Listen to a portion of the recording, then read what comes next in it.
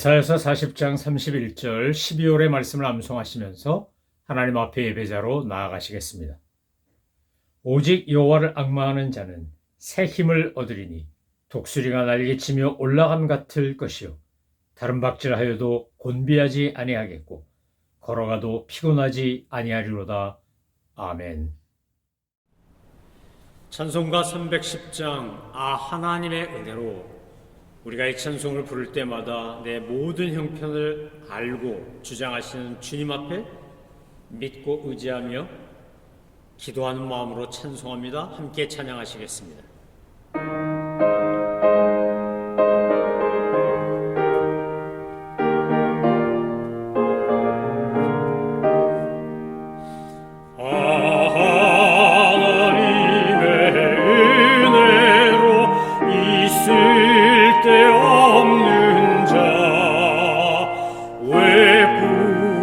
구속하여 주는지 난 알 수 없도다. 내가 믿고 또 의지함은 내 모든 형편하시는 주님 늘 보호해 주실 것을 나는 확실히 아네.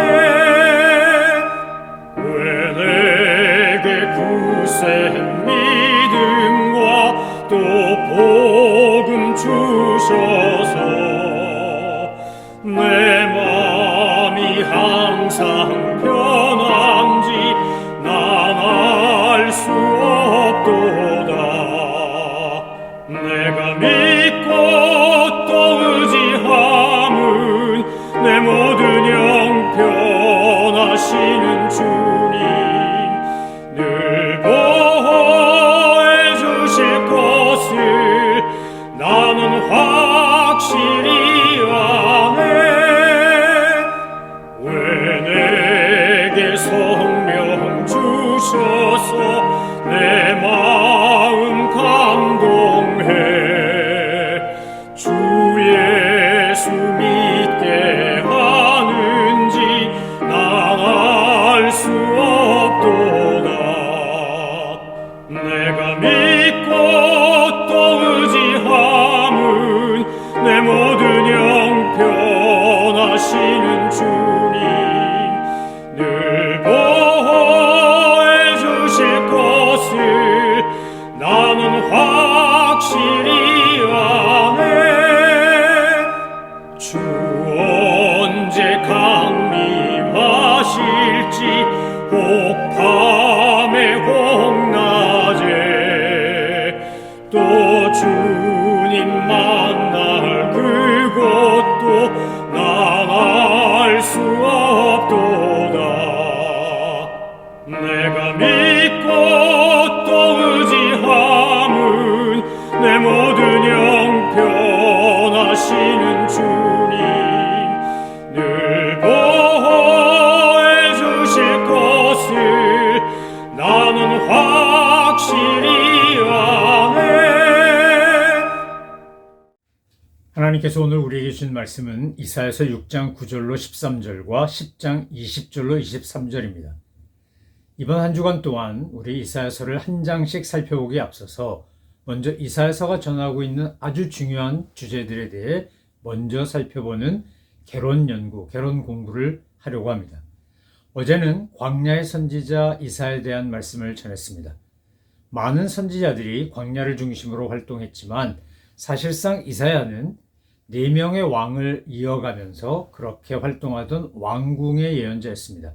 그러나 그가 8세기 예언자였기 때문에 약 100년이 넘는 170년 정도 되는 기간 동안 남북 왕조가 분열하고 결국은 멸망하고 하는 것을 지켜보아야 했던 고통의 시절을 겪어야 했던 예언자였습니다. 이사야 선지자가 바로 우시야, 요담, 아하스, 히스기야로 이어진 4명의 왕이 활동하던, 그들이 왕으로서 활동하던 시기에 함께 선지자로서 활동하면서 북이스라엘이 망하는 것도 보고 남유다가 부흥했다가 쇠락하는 것도 보고 결국은 멸망할 것을 알고 그렇게 예언하고 동시에 회복을 예언합니다. 광야라고 하는 것은 그때도 말씀드린 것처럼 광야는 아무것도 없습니다. 하나님이 만드신 곳이 아닙니다. 인간이 죄로 인하여 생겨난 곳입니다. 그런데 하나님은 인간이 죄로 인하여 생긴 광야에서 하나님의 사람들을 훈련시키고 새롭게 변화시키고 거듭나게 하십니다. 그래서 하나님의 사람들이 하나님의 사람으로서 사용되기 위해 거쳐야 되는 곳 중에 하나가 광야 훈련학교 아니겠습니까? 다윗이 그랬고 모세가 그랬습니다. 요셉도 감옥이라는 광야를 거쳐야만 했습니다. 우리 인생도 마찬가지입니다. 우리도 신앙생활하면서 여러 종류의 광야를 거칩니다. 그래서 광야는 참 슬프고 고통스러운 곳이지만 동시에 하나님의 은혜를 경험하는 곳입니다. 오늘은 이사야서의 가장 중요한 주제 중에 하나라고 할 수 있는 남은 자 사상에 대해서 살펴보려고 합니다. 이 남은 자라고 하는 개념은 이사야서 1장부터 66장 전체를 흐르고 있는 아주 중요한 주제입니다. 남은 자 사상의 맞은편에 뭐가 있냐? 메시아 사상이 있습니다. 메시아 사상과 함께 남은 자 사상은 아주 이사야서를 전체를 하나로 묶을 수 있는 주제가 될 수 있는데 메시아 사상은 내일 살펴보고 오늘은 남은 자 사상에 대해서 먼저 살펴보려고 합니다. 이사야가 활동하던 시제, 선지자로서 활동하던 시제는 이른바 신아수르 제국이 번성하던 시기였습니다. 네루가 쓴 세계사 이야기를 보면 거기에 세계사는 제국의 무덤이다 라고 하는 결론 같은 표현을 발견할 수 있습니다. 가만히 우리가 인류의 역사의 세계사를 살펴보면 정말 그렇습니다.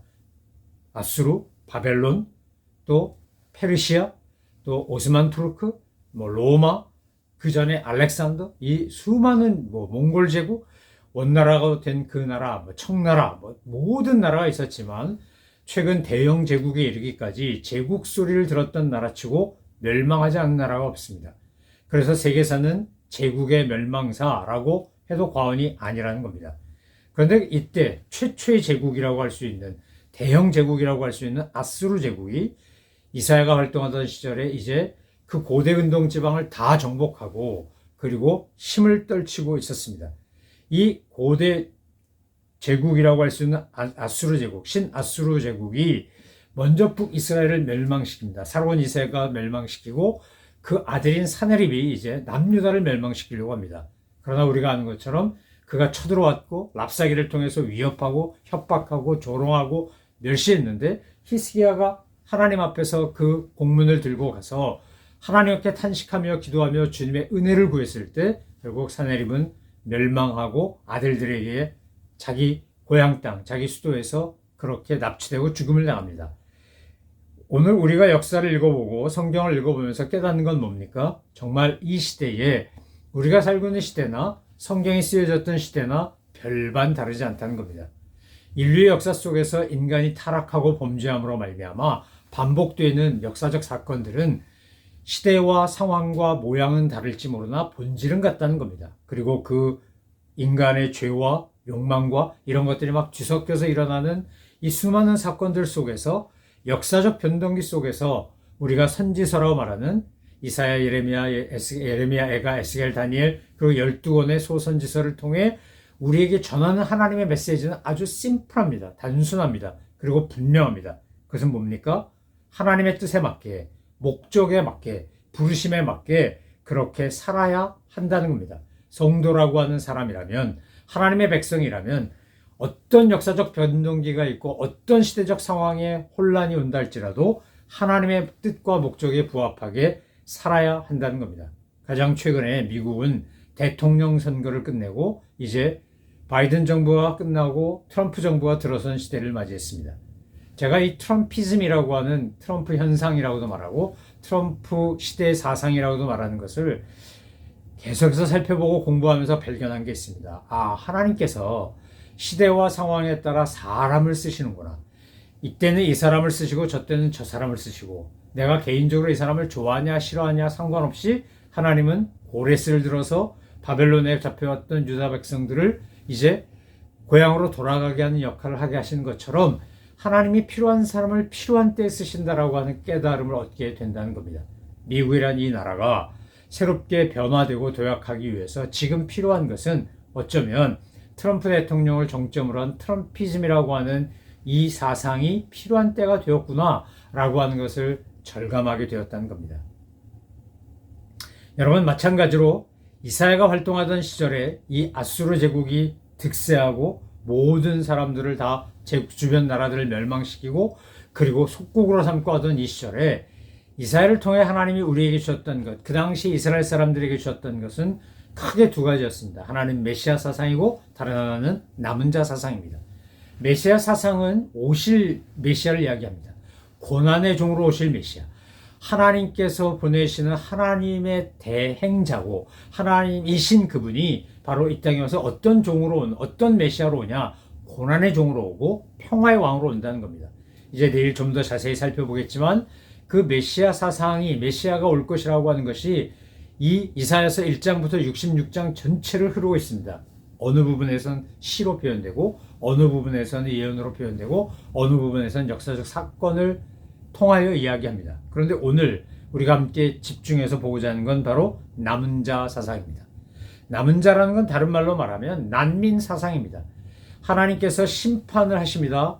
전쟁을 통해서든 어떤 방법을 통해서든 심판을 하시면 그 심판 후에 정결케 되어 살아남은 자가 있다는 겁니다. 그 살아남은 자들을 가리켜 남은 자라고 말합니다. remnant라고 말해요.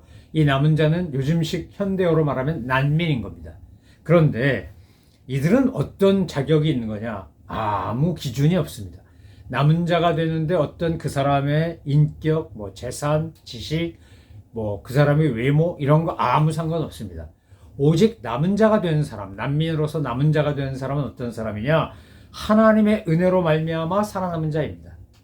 저희 부모님은 일제시대를 거치고 6.25를 같은 동족상전의 비극, 5.16, 4.19 별의별 거 다 겪으신 분입니다. 그런데 그 속에서 끝까지 살아남아서 일가를 이루고 자녀를 키우고 교회에서 장로님 권사님으로 봉사하고 열심히 사업 일구고 했던 분입니다. 제가 부모님 살아계실 때 여쭤봤습니다. 아니 동년배 중에 또래들 중에 일제 때 학도병으로도 끌려가고 정신대로도 끌려가고 전쟁 때 군대 나갔다가 죽은 사람도 많고 아버지 삼형제는 북한 공산당한테 당한 게 너무 억울하고 화가 나서 스스로 자원입대 싸웠던 분들입니다. 국군이 돼가지고 군대 안 가도 되는 나이였는데도 불구하고 자원입대해서 싸웠던 분입니다. 육군과 공군으로 입대해가지고 아버지는 공군에 입대해서 싸우셨고 얼마든지 죽을 수 있었습니다. 전쟁통에 얼마든지 죽을 수 있었어요. 그런데 죽지 않고 살아남았어요. 어떤 비결이 있냐고 물었을 때 하신 말씀이 딱 이거였습니다. 하나님의 은혜로. 내가 잘나서, 내가 똑똑해서, 내가 운이 좋아서, 내가 대단해서 된 게 아니라 하나님의 은혜로. 하나님의 은혜로 말미암아 그 많은 어려움을 겪었지만 내가 이렇게 살아남았고 하나님의 은혜로 이렇게 믿음 생활하며 자녀들을 양육할 수 있게 된 거다라고 늘 그렇게 간증하셨어요. 어려서는 이 말이 무슨 말인지 잘 몰랐는데 나이를 먹고 세월이 가다 보니까 하나님의 은혜로라는 말이 정말 맞구나. 남은 자는 하나님의 은혜로 살아남은 자지 자기가 잘나서 남은 자 아닙니다. 그렇기 때문에 남은 자에겐 뭐가 없습니까? 교만할 수 없고 잘난 척할 수 없고 의스댈 수 없고 그저 감사한 겁니다. 감사. 하나님 나 같은 주인 살려주셔서 감사합니다. 북이스라엘이 아수르 사르곤 2세에서 멸망당한 다음에 남유다는 이제 결국 바벨론에게 멸망당하지만 아수르의 공격을 얼마나 많이 받습니까? 사네립의 공격을 얼마나 많이 받습니까? 그래서 다윗을 비롯한 그 다윗 왕조의 왕들의 이야기를 이사야가 먼저 합니다.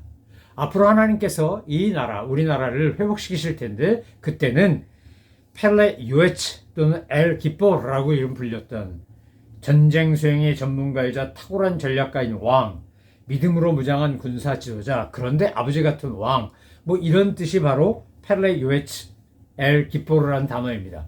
다윗에게 붙었던 수식어입니다. 우리나라로 말하자면 세종대왕 같은 분에게 붙였던 표현이라고 할 수 있습니다. 그런데 이 이사야가 다윗의 혈통에서 바로 이 펠레 요에츠 엘 기뽀르 같은 그런 메시아가 올 거다. 그런 왕이 올 거다. 그런데 이분은 이렇게 싸우고 죽이는 전쟁 수행의 지도자가 아니라 전문가가 아니라 세상을 평화로 스스로 본인이 고난을 당하여 하나님 앞에서 죄값을 다 치르고 인류가 저지른 모든 악을 당신의 살과 피를 주소 정말 죽음으로 고난과 죽음을 통해 다 깨끗게 하는 그런 왕, 그런 만왕의 왕이 오실 거다.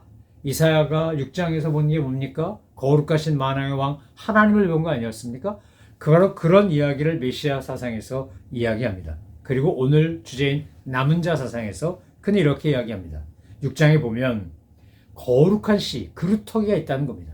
나무가 베어져 나가고 잘려져 나가고 황폐해진 것 같은데 그루터기가 있다는 거예요. 남은 자가 있다는 거예요. 거룩한 씨앗이 있다는 거예요.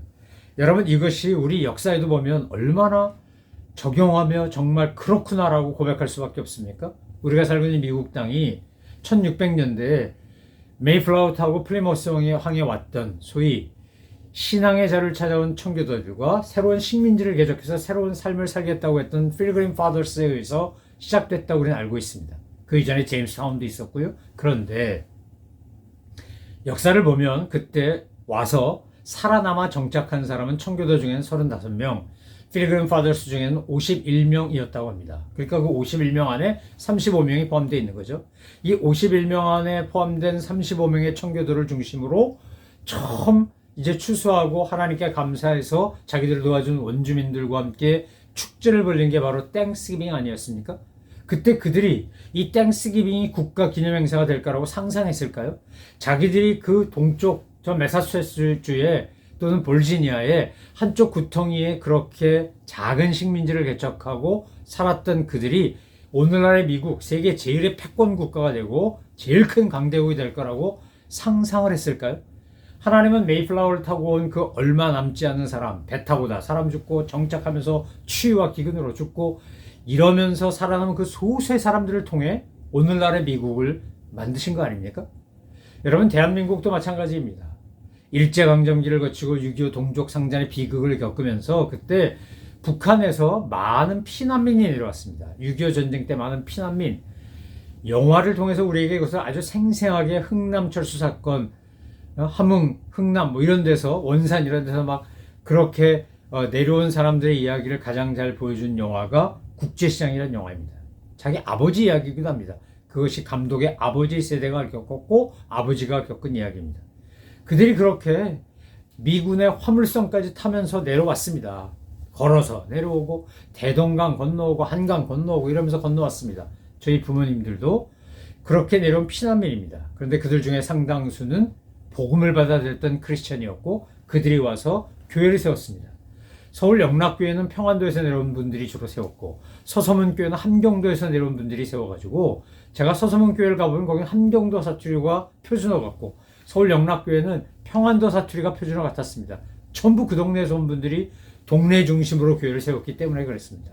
자기 고향 중심으로. 그래서 사투리가 표준어처럼 쓰여지던 그런 모습을 흔히 볼 수 있었습니다. 그런데 결국 그 크리스찬들과 피난민들이 원동력이 돼가지고 대한민국을 195 오늘날 세계에서 이제는 선진국 계열에 드는 나라를 만드는데 큰 공을 세우지 않았습니까? 남은 자랑 그런 겁니다. 남은 자. 한국 최고의 기업이었던 정주영 회장의 현대그룹. 그분도 소떼 몰고 내려왔다면서 소 한 마리 훔쳐갖고 왔대나, 뭐 소판도 훔쳐서 왔대나, 그러고 내려온 사람 아니에요? 자, 이병철 회장 같은 분만 남한에서 출신이지만 대부분의 기업가들도 다 이북에서 내려온 분들이었어요. 경제, 사회, 문화, 종교, 역사, 많은 부분에서 그래요. 그들이 결국 오늘날의 대한민국을 만드는데 기초가 됐고 뿌리가 된 거죠. 남은 자라고 하는 이 이사야서를 읽으면서 우리가 발견하는 남은 자 사상은 회복과 치유의 이야기입니다. 여러분, 오늘 우리가 남은 자라고 하는 자의식을 가지고 있으면 우리는 하나님 앞에서 그렇게 귀하게 쓰임받는 주님의 성도가 될 수 있습니다. 저는 지금 저 북한의 남은 자는 누굴까를 생각해 봅니다. 아마 공산주의를 거부하고 복음을 받아들이고 지하에서 순교할 각오를 하고 신앙생활하는 성도들이 아닐까요? 지하 성도들, 지하교회 성도들. 그들은 김일성, 김정은, 김정일, 김정은으로 이어지는 이 3대 세력 거부하고 우리의 하나님은, 우리의 어버이는 하나님이시다 이렇게 고백하는 거 아닙니까?